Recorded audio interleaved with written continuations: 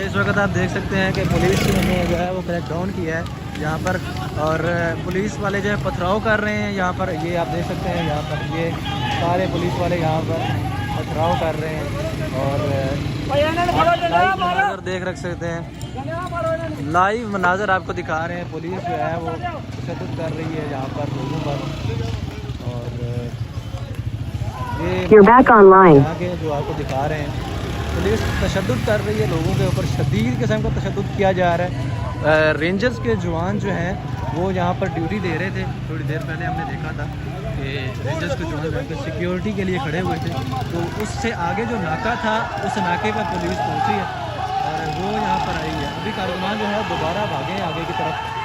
ये इस वक्त जो है वो आपको दिखा सकते हैं, शदीद शैलिंग की गई है।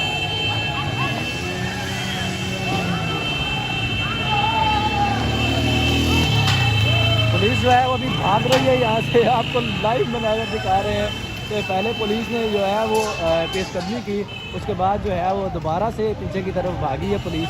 ये अभी तक जो है वो यहाँ पर छुपन छुपाई चल रही है, कभी पुलिस हावी हो जाती है तो कभी कारकुनान हावी हो जाते हैं, यही सिलसिला चल रहा है जी।